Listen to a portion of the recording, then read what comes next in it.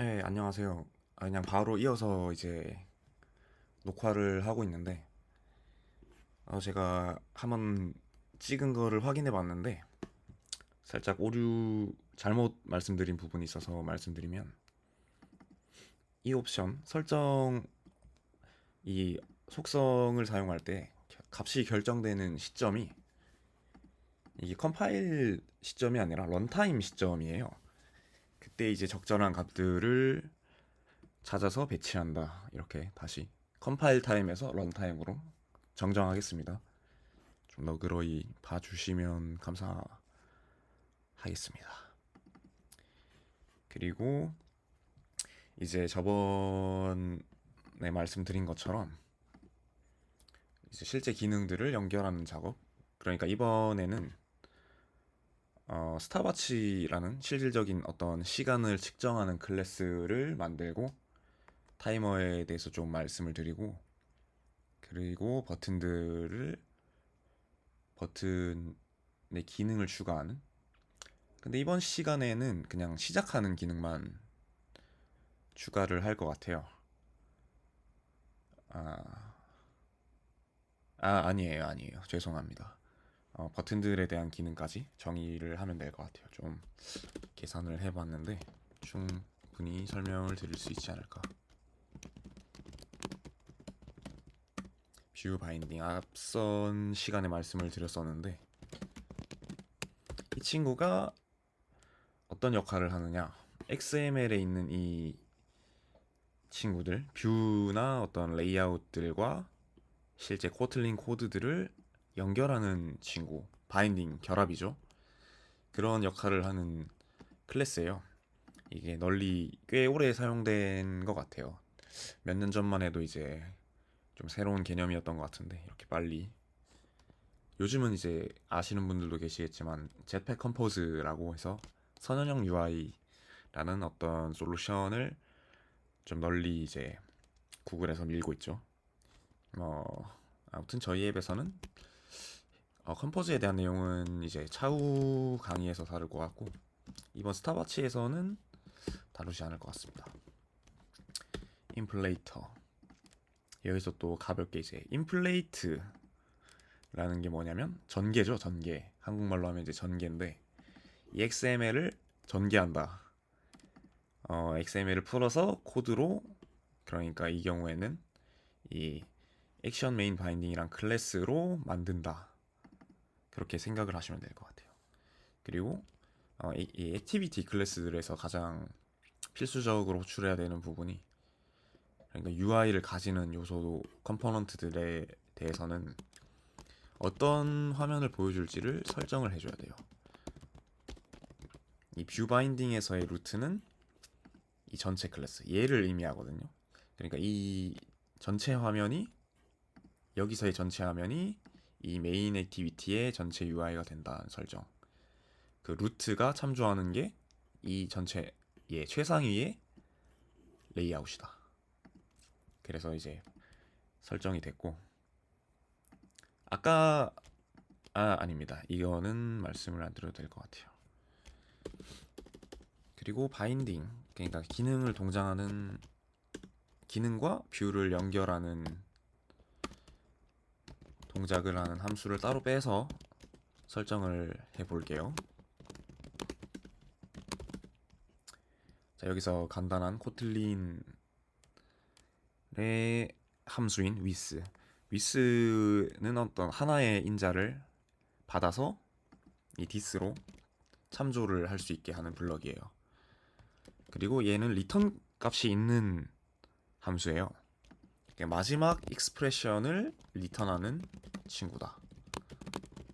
이렇게 그럼 정확하게 사용을 되죠. 그러면 지워버리면 에러가 나는데 타입이 일치하지 않기 때문에, 뭐 이 내용은 어려우시면 스킵을 해도 될 것 같아요. 네, 이왕이면 설명을 드리면 좋을 것 같아서 말씀을 드렸고, 이제 버튼들에 대해서 클릭 리스너를 설정을 해 놓을게요. 물론 지금 클릭을 한다고 바로 동작을 할 게 아니기 때문에 일단 선언만. 그러니까 얘들을 클릭했을 때 어떤 동작을 하겠다. 뭐 이 정도의 내용을 미리 작성한다. 그렇게 생각을 하시면 될 것 같아요. 그리고 메인 onCreate 부분에서 호출을 하십시오. 그리고 by lazy에 대해서 모르시는 분들만 들으시면 될 것 같은데, 코틀린에서의 by 키워드는 이제 delegate 패턴이라고,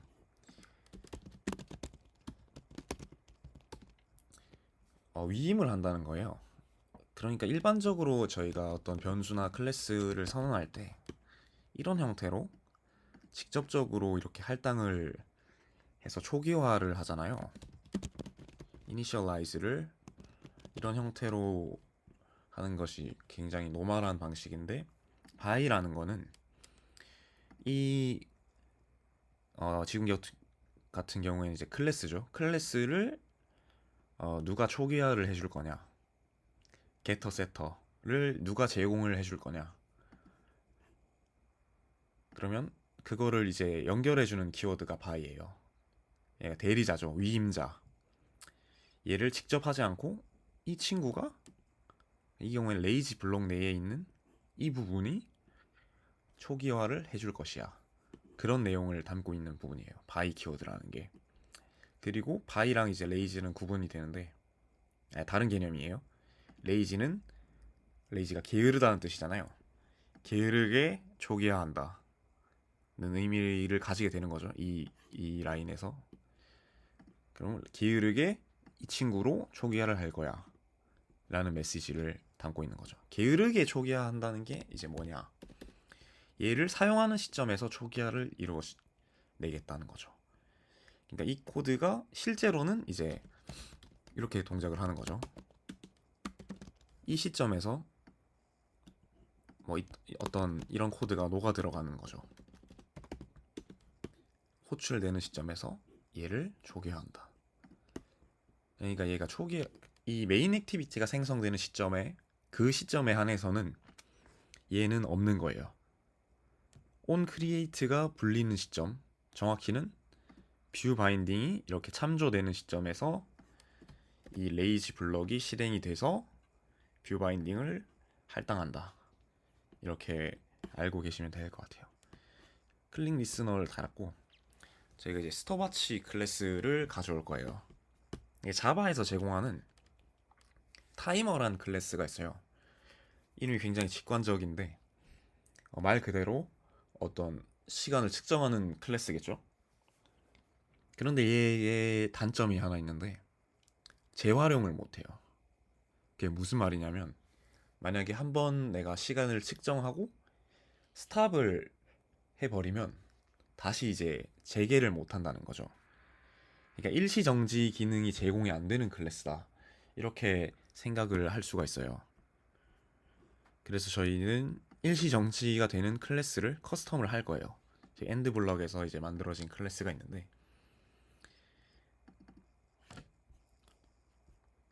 어떤 식으로 동작을 할 것이냐, 이 까다로운 내용일 수도 있으려나 모르겠네.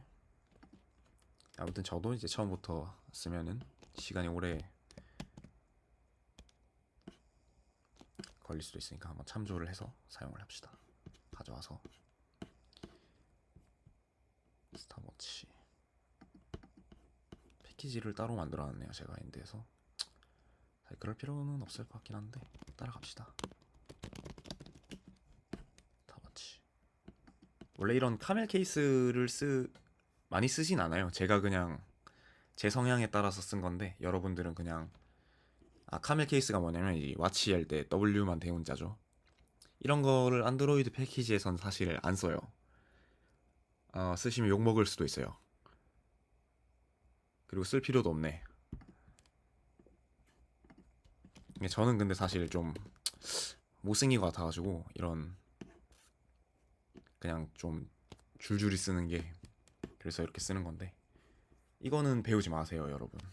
그냥 제 강박 때문에 쓰는 거라서. 나가 복사를 했죠. 가져와 봤어요. 이제 설명을 드릴게요. 아까 말씀드렸던 이제 타이머 클래스, 얘가 시간을 측정하는 클래스예요.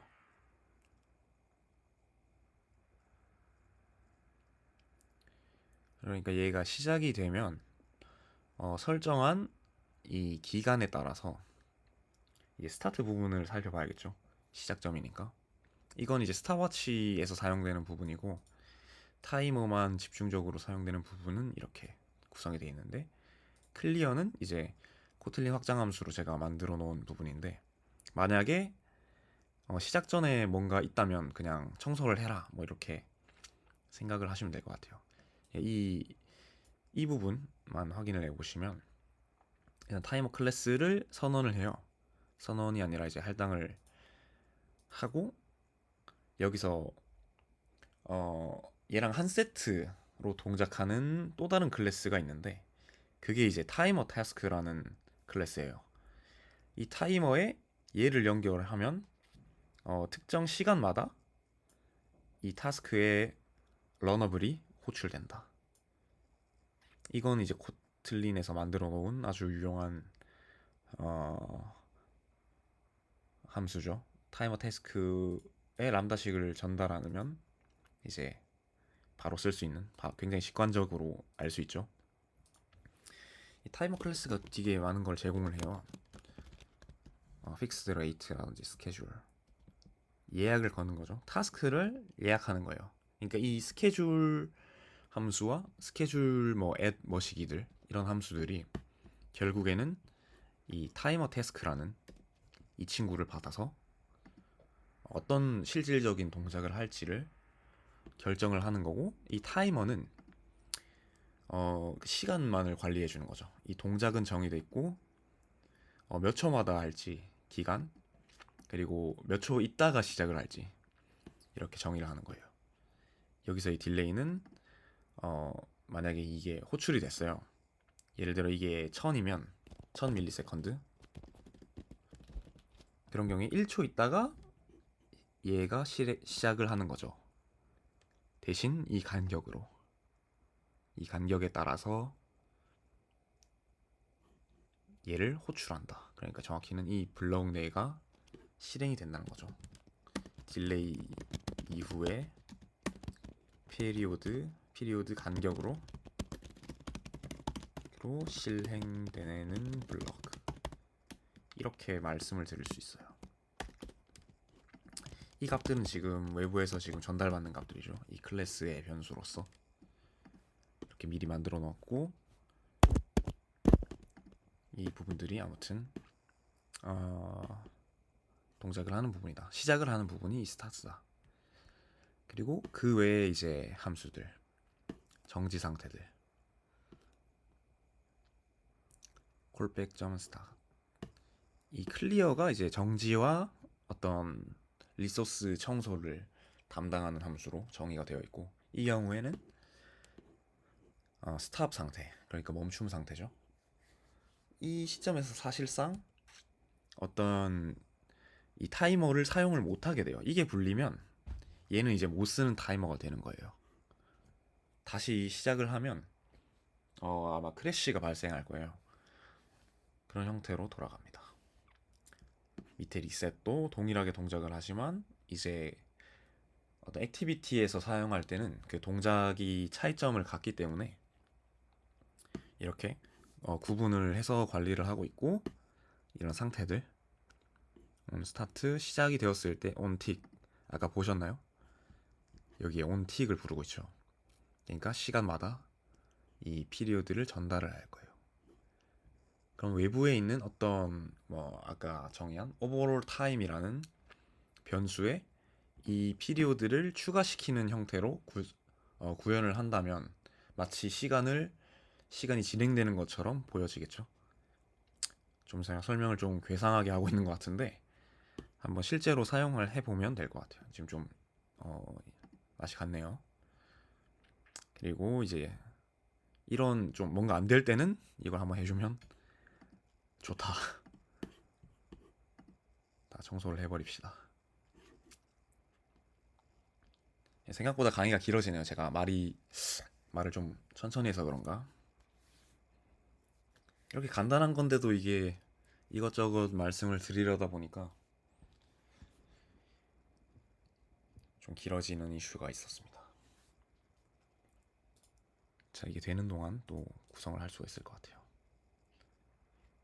이게 스타트 부분인가요? 좋아요. 그러니까 아직은 근데 제가 MVVM 패턴에 대해서는 아직 말씀을 드린 바가 없어요. 일단은 동작부터 먼저 구성을 하고 진행을 해봅시다. 얘는 왜 이렇게 초록불이 들어왔지? 아무튼 뷰 바인딩을 설정했었고, 스탑워치 클래스 저희가 방금 가져온 스톱워치, 이게 딜레이 피리오드 콜백을 정의하는 부분이 있죠. 자, 이거를 작성을 해봅시다. 저희는 바로 시작을 할 거예요. 스타트 했을 때 바로 시작을 하게 하고 10초 10ms 간격으로, 그러니까 0.01초 간격으로 시간을 증가시킬 거예요. 물론 1ms 될 수 있고, 이거는 이제 어떤 정밀도의 옵션이 될 수 있겠죠, 저희 앱에서의. 그리고 이제 콜백을 정의를 해야 되는데, 인터페이스 생각보다 설명할 게 많네요. 제가 지금 느끼는 건데, 스탑워치 내 콜백, 이 문법이 뭐냐면, 저희가 여기에서 이제 인터페이스로 이게 선언이 돼 있잖아요. 스톱워치의 어떤 동작에 따라서 동작에 따른 콜백들, 그리고 이 콜백 함수들을 이렇게 선언을 해놨고, 실질적으로 구현을 이런 형태의 익명 클래스를, 그러니까 이름이 없지만 어떤 바이트 코드상에서 클래스로서 존재할 수 있도록 하는, 그러니까 인터페이스라는 거는 사실 존재하는 객체가 아닌 거예요. 그냥 명세서라고 보면 될 것 같아요. 설계도가 인터페이스고, 그 설계도를 기반으로 구성된 뭐 자동차, 휴대폰, 그런 실질적인 기기들, 그런 친구들이 클래스에 해당이 된다고 볼 수 있어요. 그리고 그런 거를 이제 따로 클래스로 선언을 하지 않고, 마치 이런 메인 액티비처럼 이런 문법을 사용하지 않고도 바로 이렇게 오브젝트 키워드를 사용해서 구현할 수가 있거든요.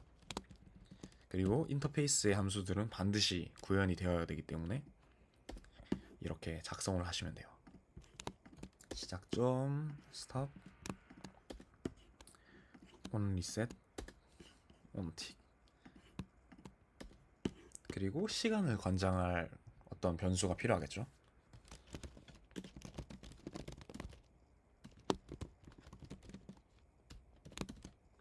이렇게 롱 타입의 변수로 시작을 해주면 될 것 같아요. 온 스타트, 온 스타트에서의 동작들, 그리고 온 스탑에서의 동작들, 온 리셋에서의 동작들, 그렇게 정의가 되어 있어요. 근데 실질적으로는 얘들은 정확히 말씀을 드리면 액티비티에서의 할 일인 거예요. 왜냐하면 이미 스탑워치 내에서는 얘들을 하고 있어요. 상태 관리를 하고 있기 때문에 이 스탑워치가 온 스탑이 되었을 때 너는 뭘 할래? 뭐 이런 개념이 되는 거죠. 이 경우에는 지금 꽤 좀 길어진 것 같거든요.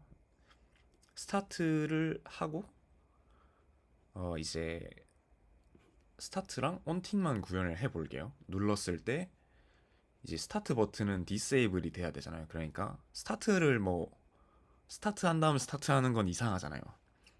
스타트 한 다음에 얘가 비활성화가 되고 시간초가 증가를 해야 좀 올바른 동작이 아니지 않나. 물론 다르게 생각하실 수도 있지만 저희 애플리케이션 스펙은 그렇습니다. 이렇게 하고 나중에 이제 변수로 관리하겠죠. 그리고 저희가 아까 선언한 뷰 바인딩의 그 오버롤 타임의 타임 스펙을 정의를 해줄 거예요. 근데 여기서 롱이죠. 숫자를 바로 할당을 못해요. 그래서 저희가 그리고 숫자가 이런 식으로 막 찍힐 거잖아요. 막 10이 됐다가 막 1초 있으면 1000이고 10초 있으면 10,000이고. 근데 이러면 사람이 보기가 너무 어렵잖아요. 이런 거를 변환해주는 클래스를 하나 말씀드릴게요. 하나가 아니라 뭐 흔히 쓰이는 클래스로 심플 데이트 포매트라는 제가 흔히 사용하는 뭐 다른 함수 클래스들도 있는데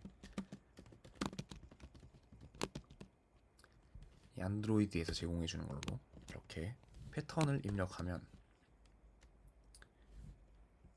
어떤 롱이나 어떤 캘린더, 데이트 이런 시간을 나타내는 클래스들에서 저희가 사람들이 보기 편한 어떤 문자열로 변환을 해주는 그런 클래스예요. 그래서 사실 이 문법을 살짝은 알아야 되는데 뭐 그렇게까지 중요하다고는 중요한 건 아닌 것 같아요. 여기서 의미하는 바가 뭐냐면 분, 초, 그리고 이제 밀리초 이런 형태로 사람이 보기 쉽게 진짜 우리가 알고 있는 그 스타바치의 텍스트처럼 변환을 해주는 거예요. 이게 린트 그러니까 경고가 왜 뜨냐면 로케이를 설정을 해줘야 이 경고가 사라져요. 뭐야?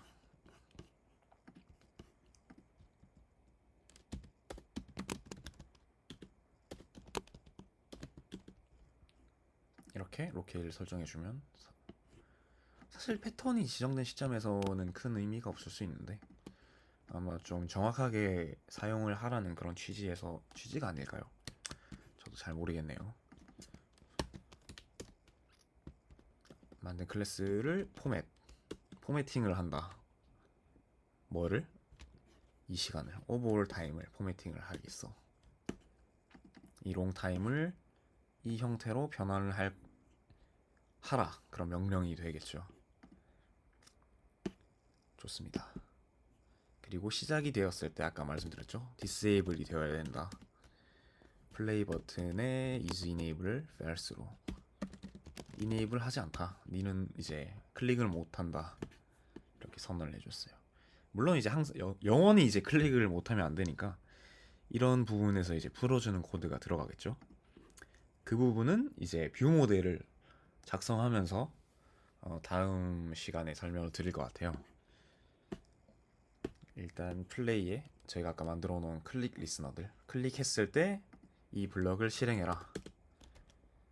스탑워치를 만들어 놨으니까 얘를 시작하면 될 것 같아요. 스타트 동작을 여기서 시작을 해주면 잘 돌아갈 것이다. 자, 실행을 해볼게요. 저번에 만들었던 건데 이게 뭐야? 왜 삭제가 되지 않고? 자, 이렇게 동작을 하는 걸 볼 수 있죠. 굉장히 빠른 속도로 올라가고 있어요. 보기 거북할 정도로. 그래서 얘를 나중에 샘플링하는 동작도 추가할 거예요. 그때는 이제 플로우를 써서 자, 여기까지 우리가 원한 대로 동작을 했죠. 하고 있는 거죠. 여기서 플레이 버튼, 이 플레이 버튼을 클릭하면 스탑워치를 시작하고 스탑워치가 시작하면 온 스타트를 부르고 온 틱을 연속적으로 실행을 하겠죠. 10ms 간격으로 실행이 되면서 전체 시간을 증가시키면서 그 전체 시간을 이 시간 포맷으로 화면에 보여주고 있다. 여기까지 완성이 된 거죠. 다음에는 이제 나머지 버튼들과 뷰 모델에서 관리하는 방법, 데이터를 관리하는 방법들, 그리고 어떤 좀 클린업 과정도 할 수 있으면 진행을 해볼게요. 감사합니다.